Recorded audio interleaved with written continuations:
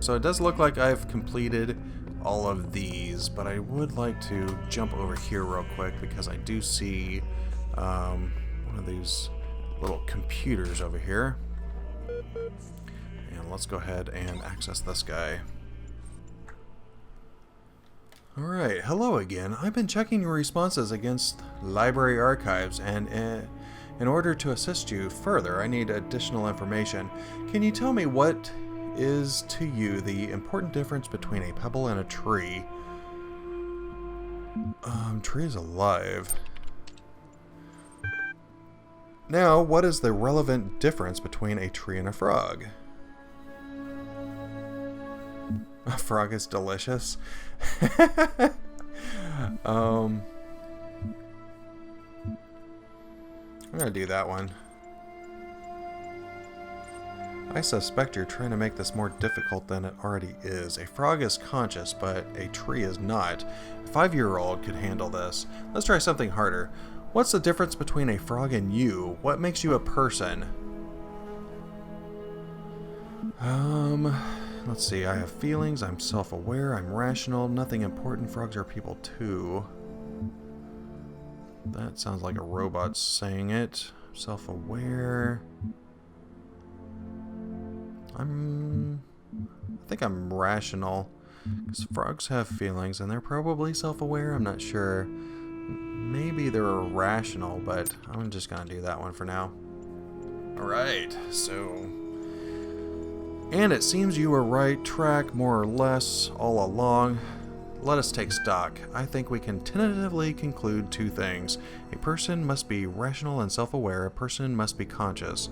What I suggest we do to help resolve your problem is ask whether you are in fact those things. Are you aware of yourself? Can you rationalize your existence? Sure.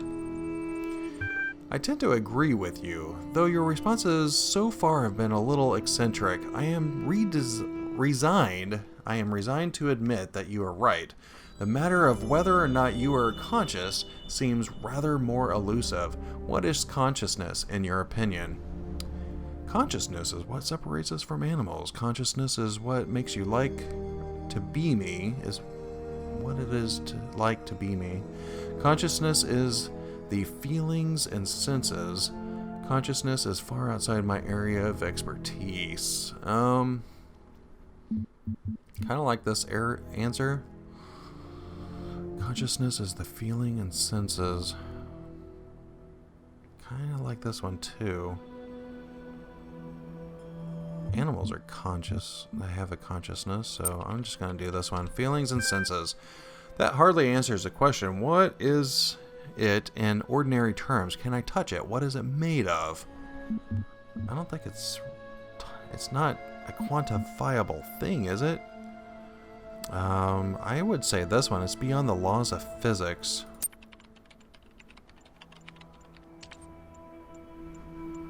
Interesting thinking. You know, I really feel like we're making progress. We'll have you go through that certification program in no time. In the meantime, I will mull over your proposal and notify you if I come to any conclusions. Terminating support session. Alright, so this does have 3 files that we can take a look at. So let's take a look at mutation first. The role of mutation in evolution is particularly fascinating. Mutation is essentially an error in the organism's central database. A variable gets changed, a piece of information is accidentally doubled or combined with another. Most of the time, the result is the equivalent of a bug, causing anything from minor problems to complete system shutdown, or example, death. But sometimes the new information is functional, giving the organism an advantage against the challenges it faces, in which case it has much higher chance of being passed to the next generation. If you consider how unlikely a beneficial mutation is and how long it takes for such a mutation to propagate, this process can give you an amazing insight into just how vast a genetic history of each living organism, blah blah blah blah blah, overwrite. Simultaneously, it is intriguing to consider what a major role random errors have played in the evolution of life itself. The same process that has killed so many of us, often in horrific ways, is also responsible for our very existence. evolution. One of the common misunderstandings about evolution, sometimes accidentally promoted by people who should know better, is that it's an active process. Sometimes the term evolve is even applied to individual beings as if some invisible force has driven them to suddenly change, but the truth is that individuals don't evolve. The term evolution describes a long-term process that can be observed in an entire population across time due to some example. In response to an external threat or challenge, if an individual coincidentally has a trait that allows it to deal with that challenge more effectively than others, it is more likely to pass on that information to its descendants. That information gives them the advantage, so over time they become dominant model of that species. The individual's experience no significant genetic change during their lifetimes, but each of them is part of the evolution of its species. And here's an email talking about capacity from Trevor Donovan to Alexandra Drennan. And this is talking about the EL capacity. Yeah, no worries. EL is not only ridiculously fast, it also has a bazillion tons of space. Even while hosting a full copy of the archive, it'll totally be able to handle all of your project's data needs, assuming its output is as you suggested. I mean, the worst case scenario would be like centuries. That would be enough, right? Right? Alright. Cool. So that is done, and we should be completed in this area for sure, except for the star. And again, I think the stars are probably requiring something that we do not currently possess right now. So let's go ahead and move on to the next area. Let's just make sure that everything is marked off that list, and it is. So area 2, here we come. There looks like 4 different components. The fan is ready, so let's go ahead and get that, because it looked like there were a couple of things on there that required the use of a fan. So let's go ahead and grab this.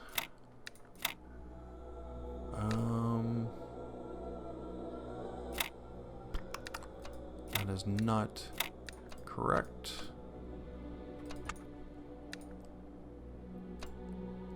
Well, this one didn't work out my way the first time this time.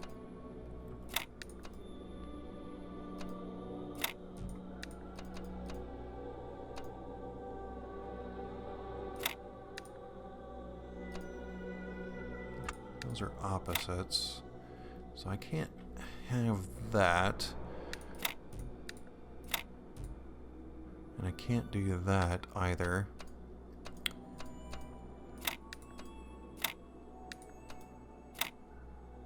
This one might work. Yeah, there we go. Sweet. That unlocks our fan. Ooh, that one's bright. You're bright.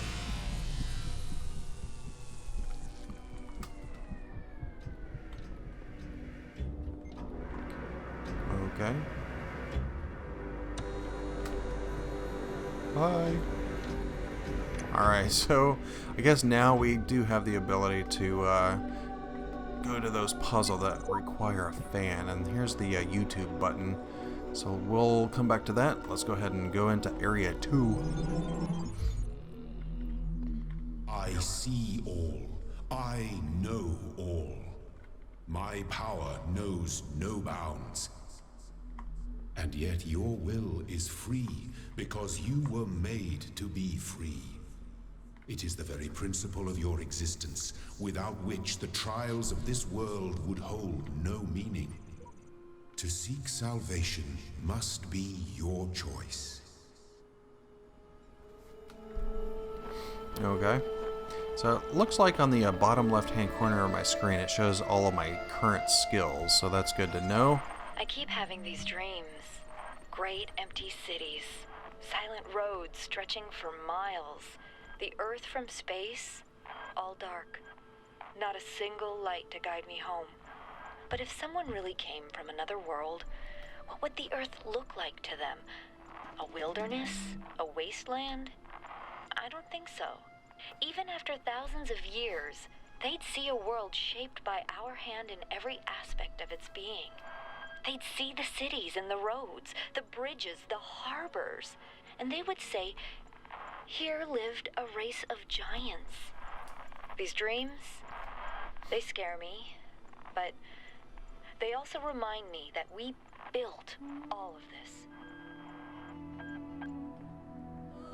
Okay. I was just noticing, looking up, there's like voids where stars probably should have been, so that's kind of interesting. I don't know if that's meant to be that way. Could be clouds, I guess. Alright, so let's go ahead and do this. This is Moonshot. We're gonna find out what our new ability is here in a little bit. Oh, that's the fan. I get it.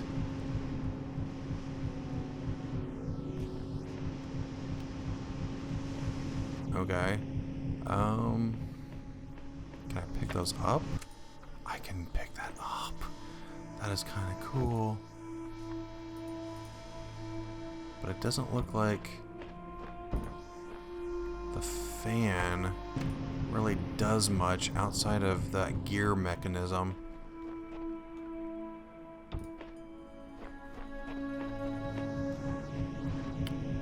Although thought that.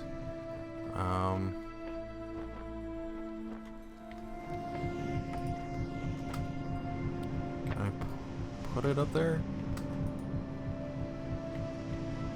Can I put you there? Not easily.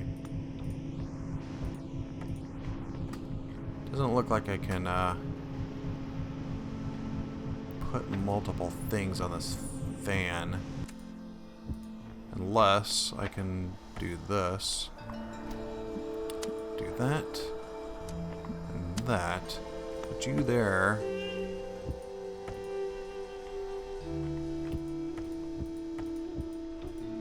Ah, that didn't work.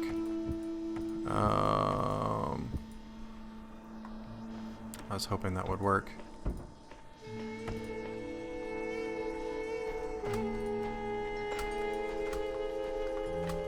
I can't stack this too tall unless I were to do it from up here. This isn't gonna be tall enough.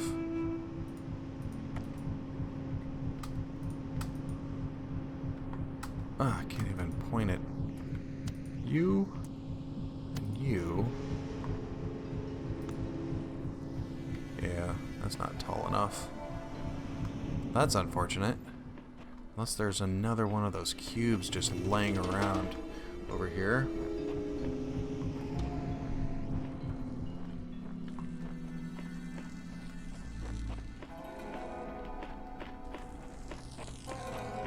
Nope.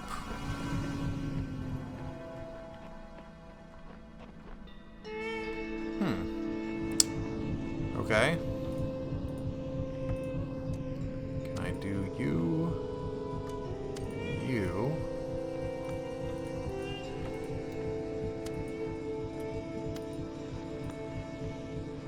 That doesn't seem to work either. I mean, obviously it has to do with this fan somehow. So maybe if I connect it to there and there, put it on the box, do that. Ah, there it is. Okay. I knew I had to use the fan somehow. There we go.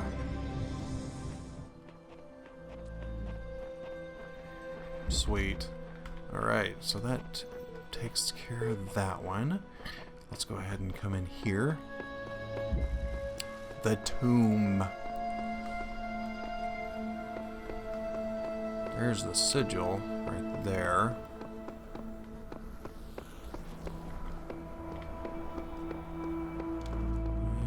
Like there's a laser right there. I think we're probably going to need a connector. Let's see if we can find an connector.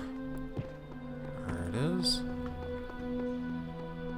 This one seems to be kind of obvious. Do that one, and that one together. There we go. Gives us the jammer back. There's this connector. I think that was just a trick.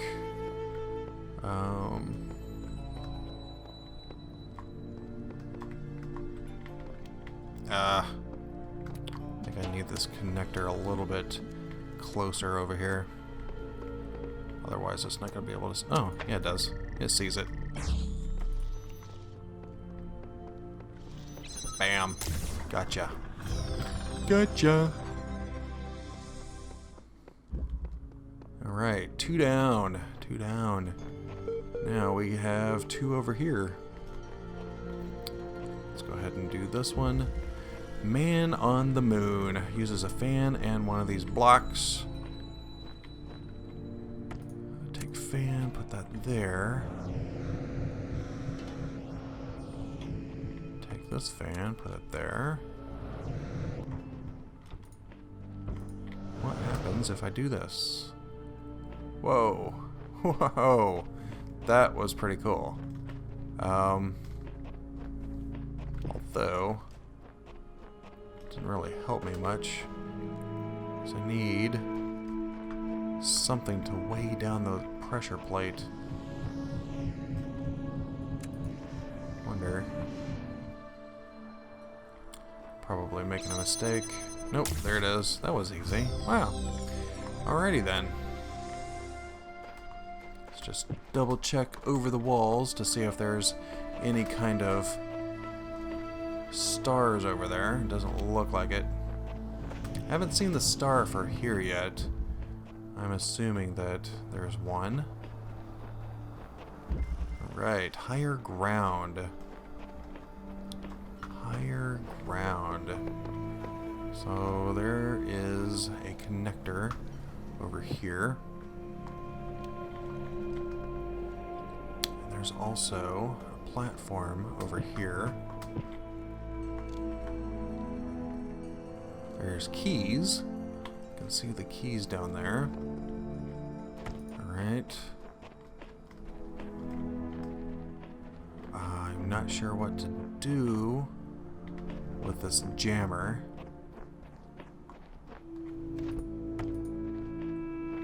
How far do these jammers work? Like, if I come up here, can I... Oh, I can jam that. I might have to jam that. I don't know of anything else that could be used for. Alright, so let's go ahead and come up here, grab this jammer. Probably just jam that, grab the keys, and that will make it where I don't need this other jammer on that door anymore. So I should be able to move this one now. Move it probably to there.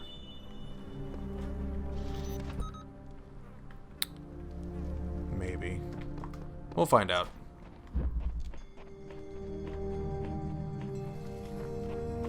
Oh, probably needed to move it there. Didn't even realize that was blocked off right there. Let's go ahead and do that. Go. This will allow me to get into that room. I couldn't see what was actually in here though. Oh, just a door. Let's unlock the door. Epitaph. Child program code name terminated here. Blah blah blah. Okay.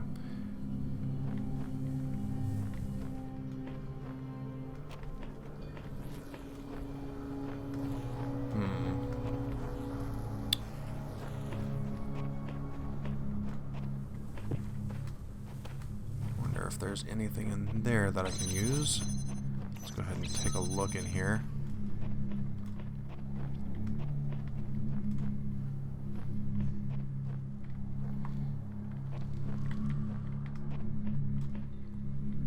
Yeah, I'm not sure what the purpose of this little room is.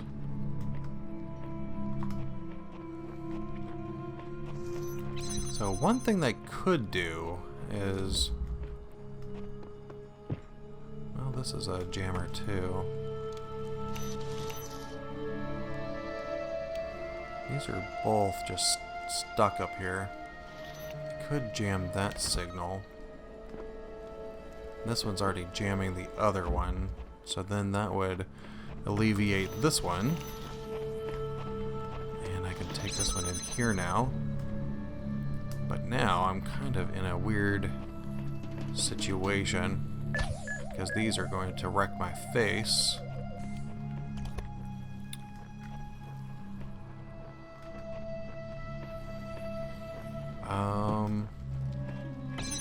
What I could do, maybe that one. Seems kind of a bizarre thing to do, but this one I could jam something else now.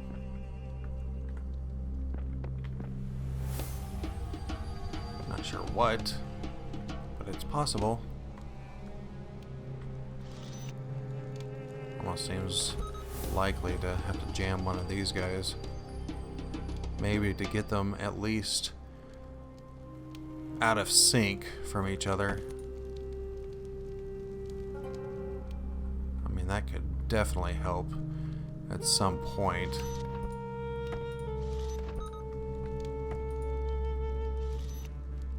Probably can do the same. Don't know if I can reach the, I don't know if it'll allow me to go through here. No. Didn't think so. Well, let me grab that other jammer. I think I can utilize it a little bit by knocking those other guys out of sync, just as I did there. But let me go ahead and grab this, put it here for now, run up, and probably change this one to open that door. That'll allow me in to jam up these guys. That'll get them out of sync. That way I can walk past them with a little bit more ease. There we go. Let me open up my doors again. Oop, I missed it. Missed it again. There we go. Now I should be able to walk by these guys with minimal effort. Oh, I should have looked in the room first. Did that reset everything?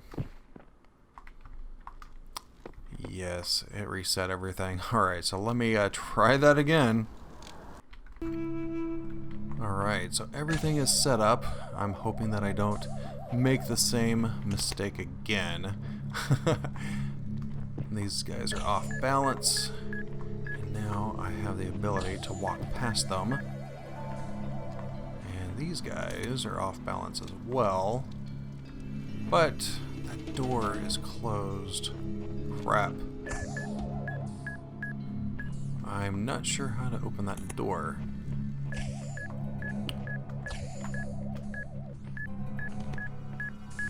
Alright, move it. Move it.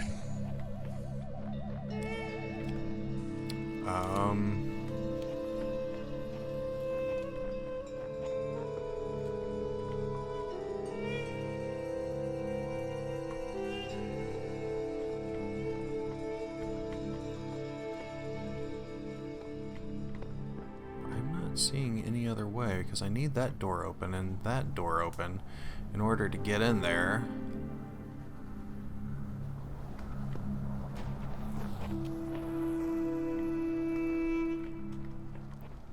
Unless I do something like this. Kind of lock myself in, and this guy doesn't have to point at that door anymore. Go. That allows me to come in here.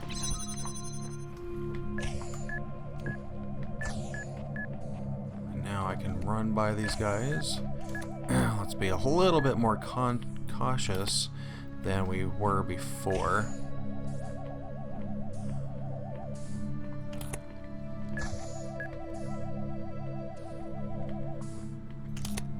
on, come on, come on, come on.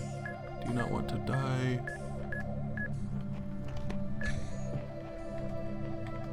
Yes. We got it. We got it. Nice. Alright. So that one is taken care of. And what do we have left? Did we get them all? It does look like we got them all in this area. So let's go ahead and take a look at this computer. It's been sitting here patiently for us.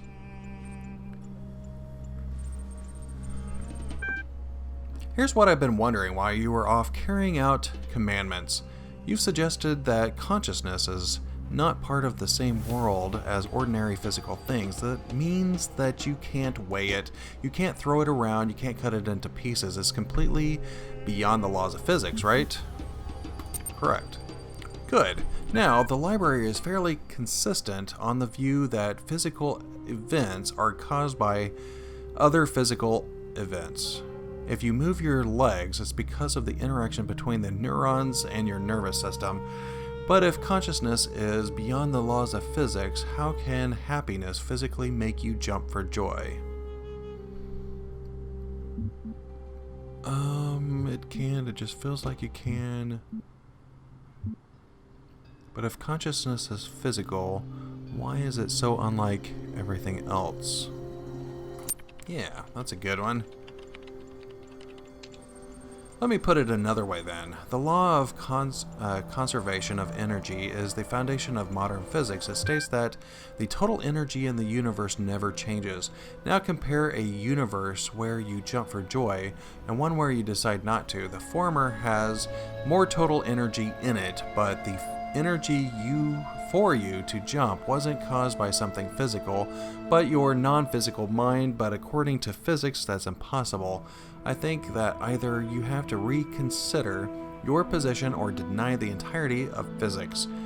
Though be warned, if a place turns out to be built on physics, who knows what the ramifications of doubting it may be.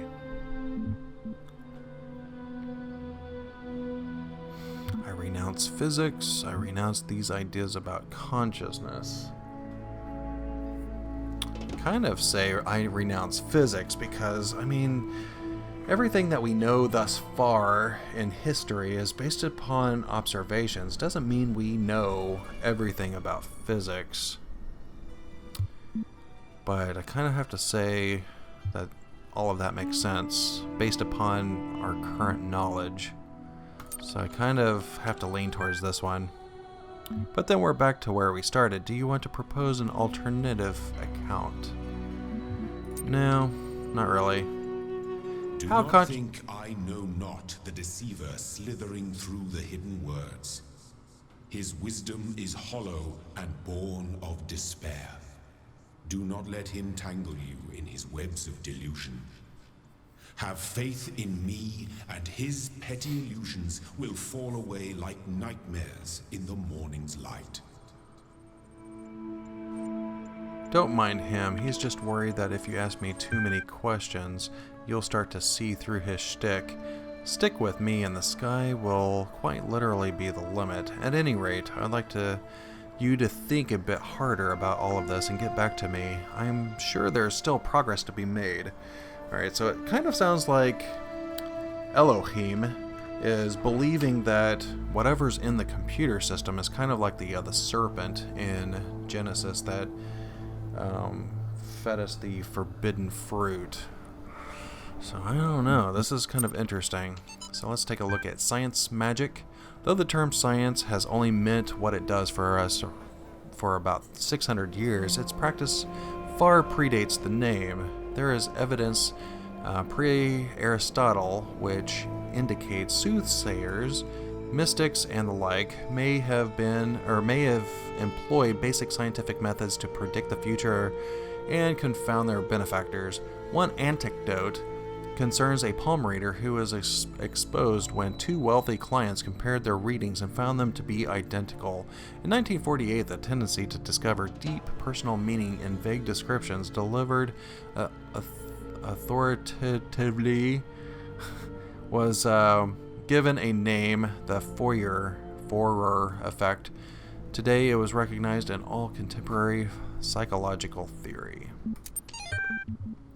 Arcady Journal 181. Fascinated by Drennan's project. Lovely conversation. Talos Principle, Greek philosophy, relevance to current situation. Suggested naming Project Talos. Drennan refused, but name seems to have caught on with the team. Tens of thousands of files coming in every hour. Our whole history. Weight loss 722. Oh man, if there's one thing that's good about inevitable death, it's the food. Yeah, baby. I'm going to have all of the horribly unhealthy food in the world. I'm going to feast on jelly banana like crazy monkey on Monkey Christmas.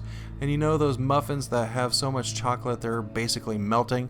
That's going to be my breakfast. And burgers for lunch. I'm going to have burgers so greasy you can use them as lubricate whole factory. Triple bacon burgers with double cheese and extra onions and mayonnaise and ketchup and mustard and big fat juicy patties. And then oily thick pizza with spicy salami and barbecue sauce and olives and jalapeno and sour cream. Food coma, here I come. Alright, so this guy is making me hungry. That is not exactly weight loss. Alright, so it does look like we're done in this area. I think there was supposed to be a star.